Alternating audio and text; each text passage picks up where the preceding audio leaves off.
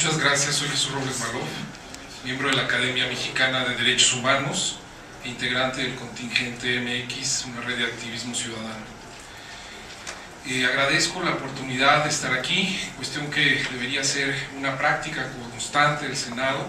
Hemos hecho ya una propuesta en otro espacio de audiencias ciudadanas para que los procesos legislativos se nutran durante las discusiones de la visión de los ciudadanos, de toda la sociedad civil tan plural como ahorita estamos escuchando. Acta no debe ser firmado y en su caso no debe ser ratificado por este Senado. No tiene un beneficio para nuestro país en términos de interés público, el interés de toda la ciudadanía. No han demostrado quienes están a favor de Acta, no han demostrado los costos, no han demostrado los prejuicios que tendría no ratificarlo. En México existe un marco amplísimo del que ya se ha hablado para la protección de la propiedad intelectual. Existen legislaciones internacionales muy recientes, tratados y acuerdos internacionales contra la piratería. Existen también instituciones con mucho tiempo de actividad, tanto nacionales como internacionales. Acta busca crear un comité alterno al que actualmente tiene consenso internacional, que es el OMPI. El Acta busca crear otro órgano alterno. Por supuesto, la gran mayoría de los países del mundo no está en esta negociación, incluyendo muchos países de Europa y de América del Sur. Acta se negoció, y hay que decirlo con mucha claridad, y no por decirlo así faltaremos al respeto, se negoció a espaldas de los ciudadanos del mundo y los ciudadanos de este país, usuarios de servicios y consumidores de productos. El gobierno mexicano mintió, nos mintió a todos, auspició una ronda de negociaciones en Guadalajara, una ronda secreta en pleno tiempo de la transparencia. Todos los gobiernos mintieron, y ¿saben por qué estamos aquí? Por la presión internacional de la sociedad civil que obtuvo un documento borrador de este tratado y fue filtrado a la prensa. Por eso estamos aquí sentados, porque el gobierno dijo que no estaba negociando ningún acuerdo relativo a la propiedad intelectual cuando ya tenían 2 años negociando. Para mayor vergüenza, el gobierno mexicano se ofreció como gestor del gobierno norteamericano para hacer labor en América Latina frente al activismo de Brasil. Esto lo supimos por los cables revelados a través de Wikileaks. Si esto no fuera suficiente para no firmar Acta, les debo decir que el contenido concreto del tratado es muy peligroso para los derechos humanos en nuestro país, incluido incluso el derecho de propiedad intelectual. Acta forma parte de un paradigma del derecho penal punitivo, que dejando de lado la presunción de inocencia, y esto lo pueden leer en el texto, pueden poner una palabra, buscar estas palabras, introduce a nuestra legislación términos como sospechoso o infracción inminente, muy al estilo de esta película de Minority Report.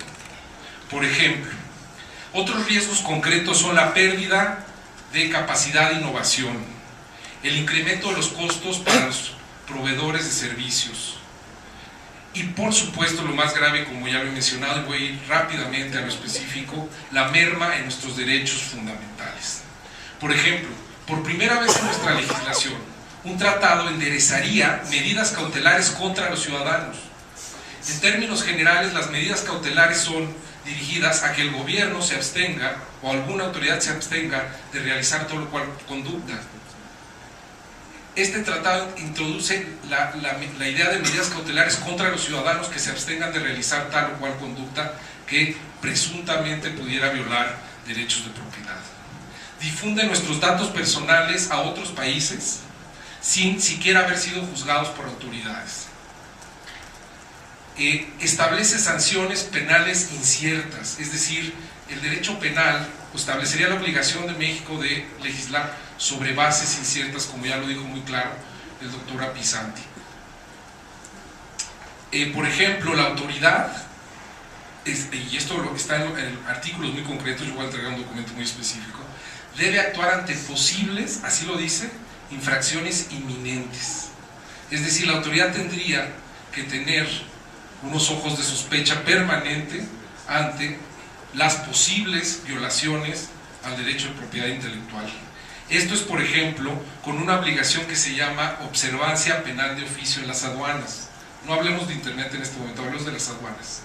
Las autoridades aduanales tendrían que, si sospechan, así, de que un material o unos productos violan los derechos de propiedad, los tendrían que retener, aun cuando no exista la queja del propietario de los derechos de autor. Es decir, pondríamos a nuestras autoridades aduanales a hacer el trabajo de quienes ni siquiera se están quejando.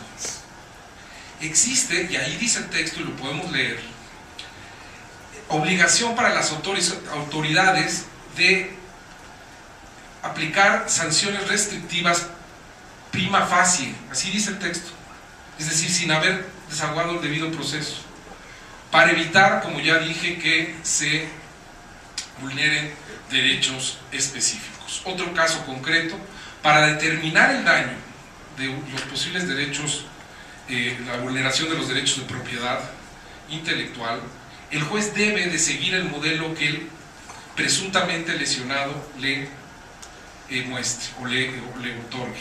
Es decir, toda la carga, vamos a decir, del proceso se va hacia el presunto lesionado.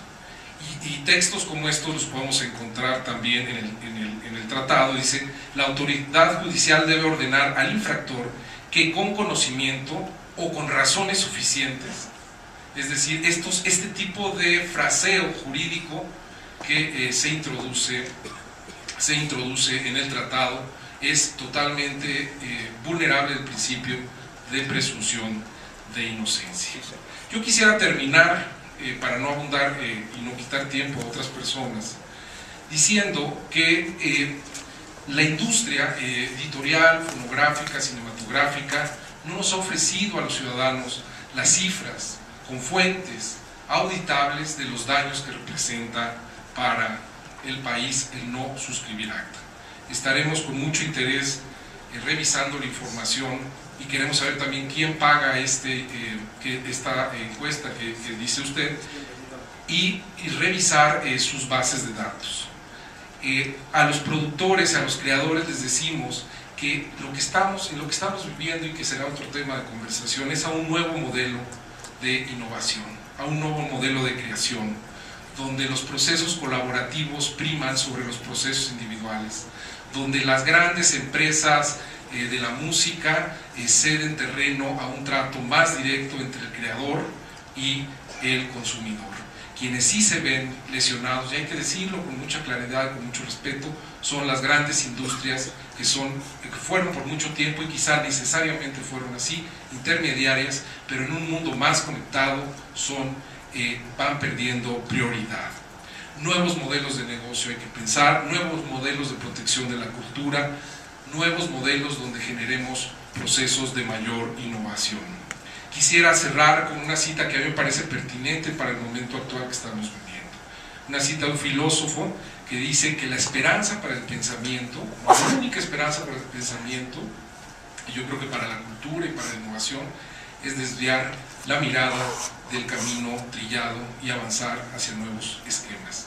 Muchas gracias.